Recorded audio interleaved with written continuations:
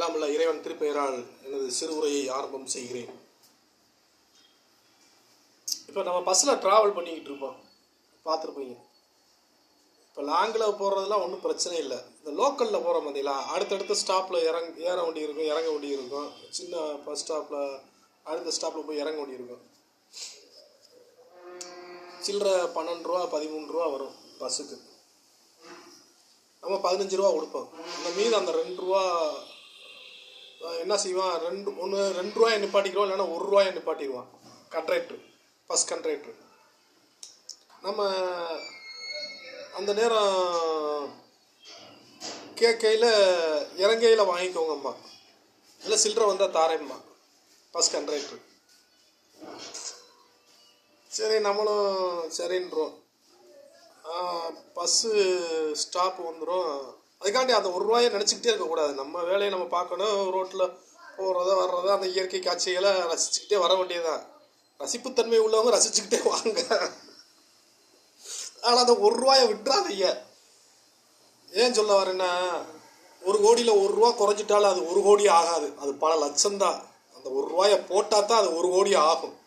உழைப்புல எதுக்கு விடணும் அடுத்தவனுக்கு? அதனால் அந்த 1 ரூபாய் கேட்டு வாங்கிருங்க. நான் அப்படித்தான் ஏறினேன். 1 ரூபாயை பஸ் ஸ்டாண்டில் வந்து வாங்கிக்கோங்க அப்படின்ட்டாப்புல கண்ட்ராக்டர், அந்த மனிதர். சரி, நானும் விட்டுட்டு, சரி பஸ் ஸ்டாண்ட் வந்துருச்சு. பஸ் ஸ்டாண்ட் வந்தால் 1 ரூபா கொடுக்க முடியாது. இறங்கி 1 ரூபாட்டு போகிறாரு.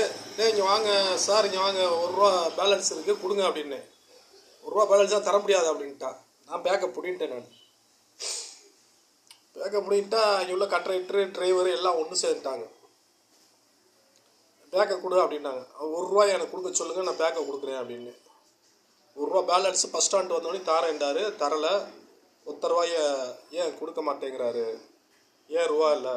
எனக்கா அவர் பிறந்திருக்காரு அப்போதான் கேட்டேன். எனக்கா பிறந்திருக்காருன்னு தான் கேட்டேன். எல்லோரும் சுற்றி இதை பெருசாக எடுத்துக்கிட்டாங்க, பெரிய ஆயுதமாக எடுத்து சண்டைக்கு வந்தேன். எப்பயுமே அது இடுப்பை சுற்றி கேபிள் இருக்கும், பிரேக் கேபிள், பைக்கு பிரேக் கேபிள் உருவிட்டேன். உள்ளேருந்து இப்படி சுற்றிட்டேன்.